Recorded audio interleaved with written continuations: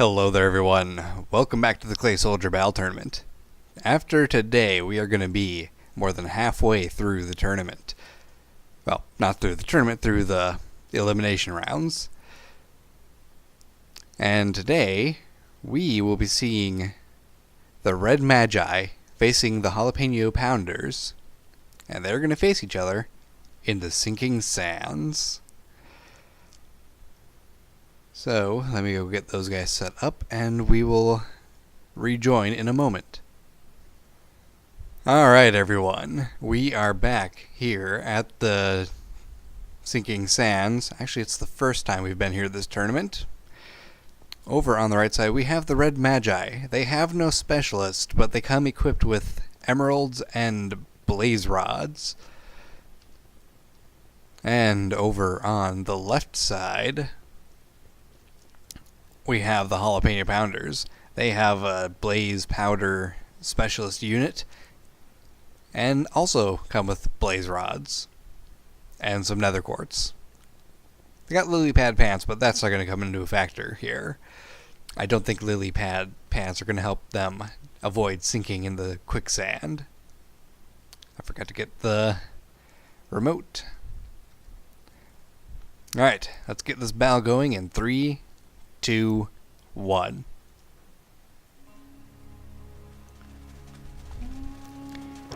And both teams are off, leaping over the dunes. And as I suspected, lily pad pants don't help you avoid sinking in quicksand. And already the fighting has moved into the Red Magi's starting area. It's difficult to tell which units are which due to literally all of them being on fire in the midst of combat. However, due to the amount of knockback I'm seeing, I'm assuming the Jalapeno Pounders are taking quite a beating at times. Still, I could see more of their number than the Red Magi.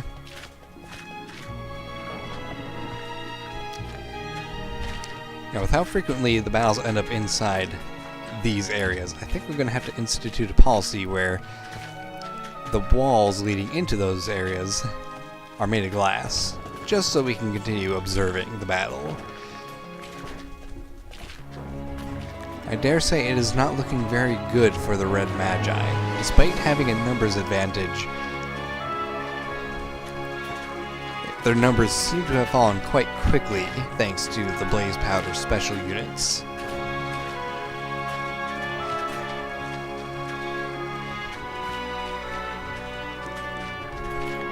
And oh no, everyone has fallen into the quicksand. Except for one. Oh, 2, 3. There's 3 Jalapeno Pounders left. I think that is a drastic turnaround at the end, but not enough for the Red Magi. Seeing as there appears to be no Red Magi left, this battle seems to go to the Jalapeno Pounders, despite them losing almost every single member at the end there. Quicksand. It's dangerous. Don't play with it. Alright, let's get this all cleaned up. Okay, so Red Magi, they are off the board. Let's go get rid of their representative. Farewell. Next up, we are going to be seeing the Lightning Lords facing off against the Smokey Druids, and they're going to do battle also in the Sinking Sands. Well, let's see how much more lives the quicksand takes today, shall we?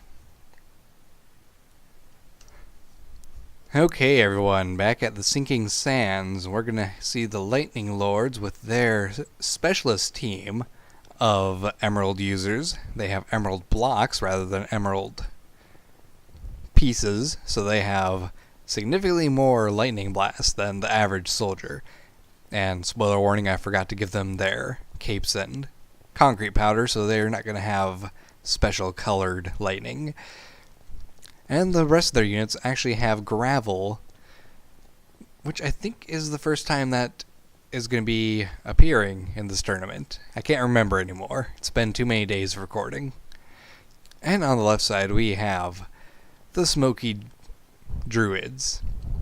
They got a specialist team of mushroom eaters, so those are going to be the longer lasting units. And they have shields, a good counter to the gravel, and again, lily pad pants. Yeah, we saw how well those worked last time. And you notice I have adjusted the arena so we can now see inside the starting areas from all angles. Alright, let's get this battle going in 3, 2, 1. Lightning Lords rocketing across, some of them falling into the quicksand already. As you can see, the lightning color is green when they're not wearing capes and using concrete powder. It looks like a lot of the Lightning Lords have opted to be scattered around the arena, and I think that's working out to the Druids' advantage, as none of them are at risk of falling into the quicksand when they're staying on that little hill. Whereas the Lightning Lords, as they're running around, do end up falling into the quicksand. Yeah, this might be the most deadly arena trap we have, and oh my goodness.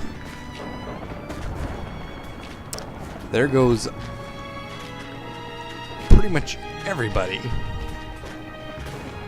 I see a couple Smokey Druids left, but they have fallen into the quicksand. There's one left over here, along with a couple Lightning Lords. And everyone's kind of gotten into a corner and is now lost and confused.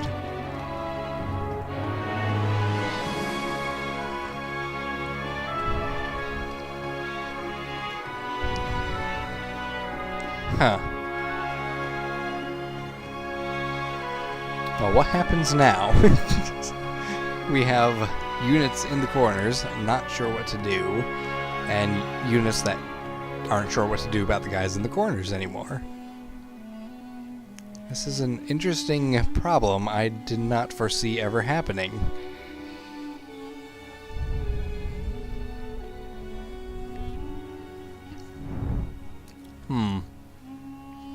Yes.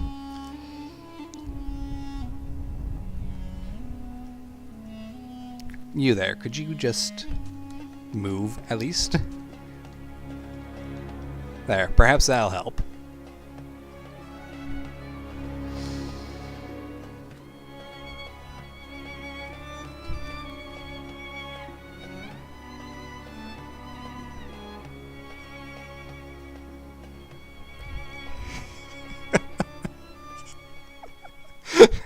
And the Lightning Lords win.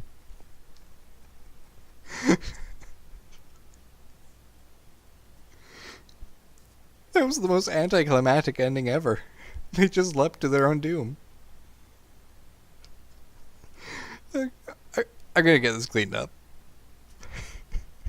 Not that there's much to clean anymore.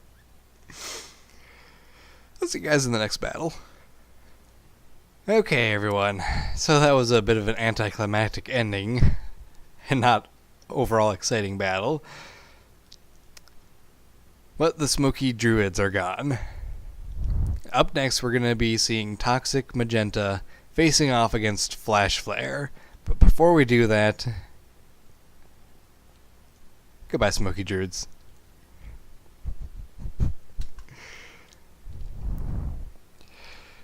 Alright, they're going to face each other in the Gladiator Hall. Frankly, a less lethal arena than the Sinking Sands at this point. See you over there in a moment. Alright, everyone. Welcome back to the Gladiator Hall. And I forgot to make the arena modifications so we can actually see better, but oh well, it's too late for that. Over here we have the Toxic Magenta team. They have poisonous mushrooms and shields and bone clubs, giving them superior melee reach. And on the left side, we have Flash Flare.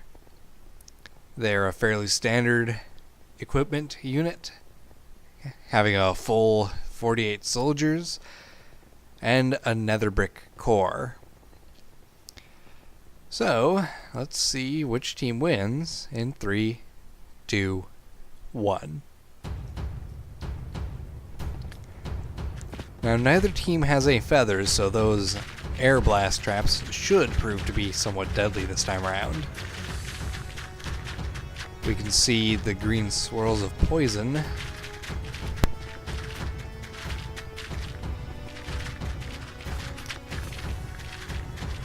And I do not see anyone catching fire, which I was fairly certain that nether brick does, unless a bone club can cancel out the effect, due to having the melee reach enhancement.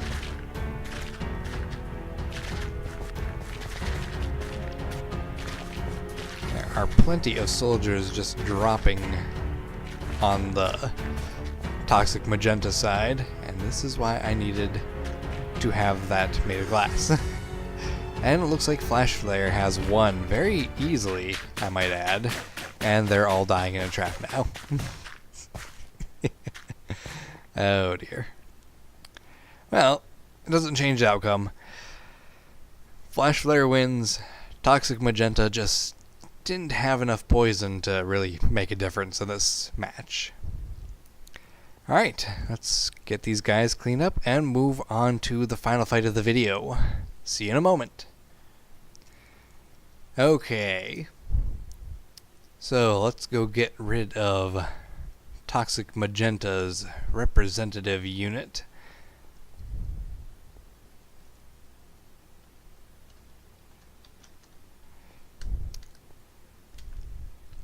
And for the last fight of the video, we are going to be seeing the Grey Lords versus Glass Cannon. And they will be fighting in Poseidon's Palace. Alright, let's go get them set up and hope that they don't all drown this time around. See you in a moment. Alright, everyone. Last match of the video. I am too tired to be doing this right now, I think. We have the Grey Lords. They don't have anything super special about them. They just are kind of a unit that is there. And over here we have Glass Cannon. They have a gunpowder specialist unit and have Emerald for their offhand weapon. And they're wearing lily pad pants. Finally, a soldier that is in a fitting arena for the lily pad pants. Alright, let's see which team takes the victory in 3, 2, 1. And both teams are off, avoiding the water. Very strange, considering one team has lily pad pants and can just bounce around the water just fine. There seems to be a bit of confusion going on for the Glass Cannon team. They have all run into corners. Meanwhile, the Grey Lords are busy chasing down the rest of the Glass Cannon team. Somebody cue some Benny Hill music, because it seems like this is going to be a lot of running back and forth for this fight. And there goes one of the Glass Cannon's explosive suicide bombing units. That has done the most damage to the Grey Lords thus far. And it looks like the overwhelming majority of the Grey Lords have jumped into the river now. That does give the Glass Cannon a bit of an advantage due to lightning having a boosted damage effect when units are wet.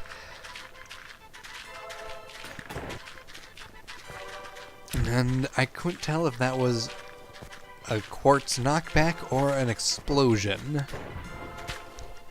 That one seemed like an explosion.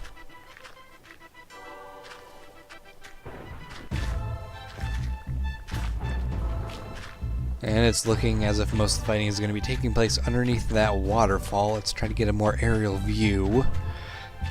It's already difficult enough to tell which team is which due to the similar color. The main difference being one's made of glass, the other one's made of clay. There was another knockback. I, again, couldn't tell if that was a quartz or a TNT kaboom.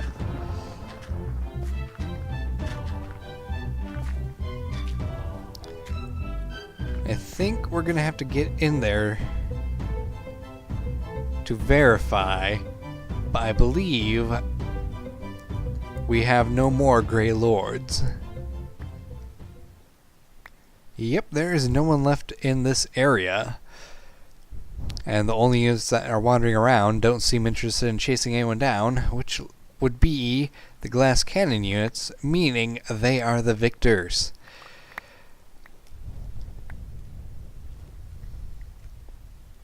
Possibly? Maybe? Yes. Turns out there was a whole bunch of glass cannon in this corner that I couldn't even tell existed due to all the bodies floating around. Alright. Good job, glass cannon. You win.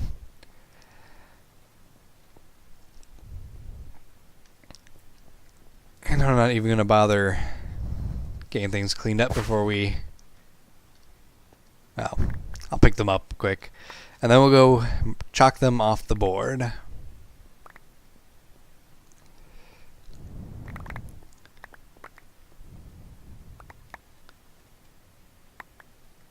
There we go. Everyone's all sucked up. Let's get back on over to Spawn Island. And the Grey Lords, which are on this side, are out.